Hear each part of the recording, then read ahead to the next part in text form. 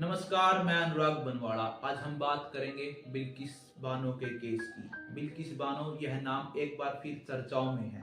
Supreme court ने Bilkis Bano rape मामले में गुजरात सरकार द्वारा रिहा किए गए 11 दोषी की रिहाई को निरस्त कर दिया है। उन्हें फिर जेल जाना होगा। जानते हैं कि क्या था ये मामला जिसने देश को दहला दिया। आइए आपको बताते हैं बिल्किस बानो की पूरी कहानी। 2002 से लेकर 2024 तक बिल्किस बानो का पूरा सफर। बिल्किस बानो की कहानी को पूरी तरह से समझने के लिए हमें गुजरात दंगे की ओर लौटना होगा। भारत के इतिहास का वो काला समय जब साल 2002 में गुजरात भयानक सांप्रदायिक दंगों की आग में जल रहा था। गुजरात भयानक दंगों की चपेट में था।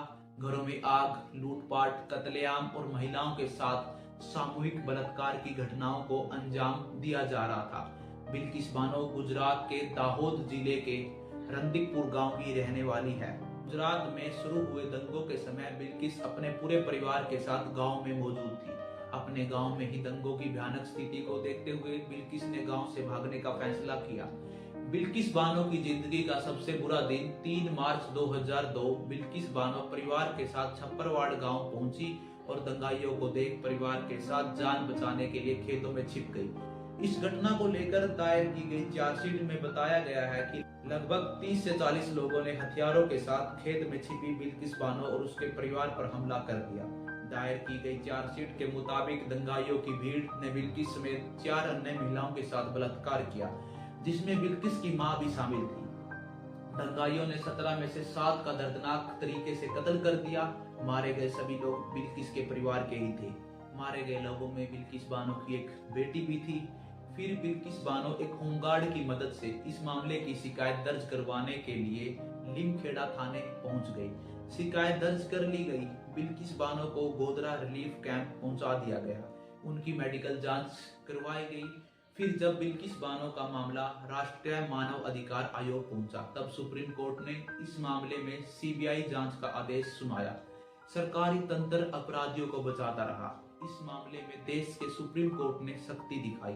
फिर बाद में सीबीआई ने चार्जशीट में 18 लोगों को दोषी पाया, जिनमें 5 पुलिसकर्मियों समेत 2 डॉक्टर शामिल थे। इन लोगों पर अपराधियों को बचाने और सबूतों को मिटाने और छेड़छाड़ का आरोप लगा था। देश और दुनिया भर की मीडिया में बिल्किस बानो का मामला चर्चा का विषय बन गया था। बिल्किस ने कानूनी लड़ाई लड़ना शुरू ही किया था कि उनको जान से मारने की धमकियां मिलने लगी। इन धमकियों से परेशान बिल्किस को कम से कम 20 बार अपना घर बदलना पड़ा। इंसाफ में देरी और धमकियों से डरी बिल्किस बानो ने सुप्रीम कोर्ट में केस को गुजरात के बाहर करवाने की अपील की। बाद में केस आगे की सुनवाई के लिए मुंबई शिफ्ट कर दिया गया। लेकिन बिल्किस बानो केस में सबसे अहम मोड़ आया सन 2008 को, जब सीबीआई की विशेष अदालत ने गर्भवती महिला के रेप हत्या के जुर्म में 11 लोगों को दोषी करार दिया। 7 को सबूत के अभाव में रिहा कर दिया गया, जबकि एक आरोपी की सुनवाई के समय मौत हो गई थी। फिर मई 2017 में बॉम्बे हाई कोर्ट ने सामूहिक दुष्कर्म मामले में 11 लोगों को आजीवन कैद की सजा को बरकरार रख दिया। साल 2019 में सुप्रीम कोर्ट ने बिल्किस बानो को 50 लाख रुपए और एक घर और एक सरकारी नौकरी मुआवजे के रूप में दिए जाने का आदेश दिया था। गुजरात सरकार के वकील ने कोर्ट में इसका विरोध कर इस मुआवजे को बहुत अधिक बताते हुए खारिज करने की मांग की थी। गुजरात सरकार ने बिल्किस बानो को 5 लाख रुपए का मुआवजा दिया था। उम्र कैद की सजा काट रहे दोषियों को क्यों छोड़ दिया? साल 2022 15 अगस्त के रोज बिल्किस बानो मामला फिर चर्चा में आ गया। गुजरात की गोधरा जेल में उम्र कैद की सजा 11 दोषियों को इस दिन रिहा कर दिया गया। ये सभी अपराधी बिल्किस बानो से सामूहिक दुष्कर्म और उनके परिवार के 7 लोगों की हत्या के मामले में उम्र कैद की सजा काट रहे थे। रिहाई के बाद अपराधियों का हर तरफ फूल मालाओं से स्वागत किया गया। गोधरा जेल के बाद इनका माला डालकर सम्मान किया गया। बिल्किस बानो मामले में उम्र कैद की सजा काट रहे 11 दोषियों में से एक दोषी राधे श्याम ने सुप्रीम कोर्ट में सजा माफी के लिए याचिका डाली थी। गुजरात सरकार से इस पर फैसला लेने को कहा। सरकार ने इस मामले को देखने के लिए एक कमेटी गठित कर दी। कमेटी ने माफी याचिका स्वीकार कर ली, जिसके बाद सभी 11 दोषियों को रिहा कर दिया गया। संविधान ने राज्य सरकारों को भी कुछ ऐसे अधिकार दिए हैं जिसकी मदद से वो कैदियों को बाहर निकाल सकते हैं।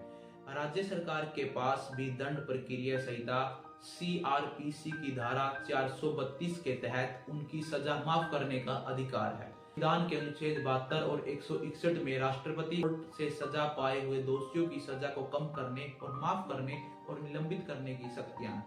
हालांकि राज्य सरकार पूरी तरह से आजाद नहीं है।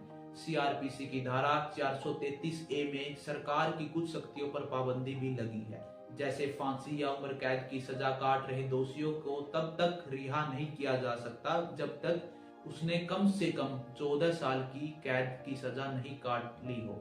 इसी के तहत बिल्किस बानो मामले में 11 दोषियों को रिहाई मिल सकी है, क्योंकि सभी ने जेल में 15 साल 4 महीने की सजा काट ली थी। बिल्किस बानो केस में गुजरात सरकार द्वारा रिहा किए गए 11 दोषियों के बाद जमकर सरकार की आलोचनाएं हुई। न्याय व्यवस्था पर तरह तरह के तीखे सवाल दागे जा रहे थे। बिल्किस बानो ने सरकार की आलोचना करते हुए कहा, इतना बड़ा और अन्यायपूर्ण फैसला लेने से पहले सरकार ने सोचा नहीं, मेरा परिवार और मेरी जिंदगी बर्बाद करने वाले, मुझसे मेरी 3 साल की बेटी को छीनने वाले 11 दोषियों को 15 अगस्त 2022 को रिहा कर दिया गया तो 20 साल पुराना भयावह अतीत मेरे सामने मुंह बाए खड़ा हो गया। किसी महिला के लिए न्याय ऐसे कैसे खत्म हो सकता है। सुप्रीम कोर्ट ने आज 8 जनवरी 2024 के दिन बिल्किस बानो मामले में फैसला सुनाया है, जिसमें 2002 के गुजरात दंगों के दौरान हुई बिल्किस बानो गैंग 11 दोषियों को रिहा करने के गुजरात सरकार के फैसले को रद्द कर दिया गया है। सुप्रीम कोर्ट ने दाखिल हुई याचिका को योग्य माना है। जस्टिस BV नागरत्ना और जस्टिस उज्जवल की बेंच ने कहा कि सजा अपराध रोकने के लिए दी जाती है। गुजरात सरकार की रिहाई का फैसला लेने का अधिकार नहीं है, वो दोषियों को कैसे माफ कर सकती है। सुप्रीम कोर्ट ने बिल्किस बानो मामले में फैसला सुना दिया है और गुजरात सरकार के 11 दोषियों को रिहा करने के फैसले को रद्द कर दिया है। सुप्रीम कोर्ट ने सभी 11 दोषियों को 2 सप्ताह के भीतर जेल अधिकारी को रिपोर्ट करने का निर्देश दिया है। सुप्रीम कोर्ट का कहना है कि यह इस अदालत का कर्तव्य है कि वह मनमाने आदेशों को जल्द से जल्द सही करे और जनता के विश्वास की नींव को बरकरार रखे। इसलिए कहते हैं कि सत्य परेशान हो सकता है पर पराजित नहीं। तब तक के लिए धन्यवाद। आपसे अलविदा। मिलते हैं हमारी नई पेशकश में। धन्यवाद। जय हिंद।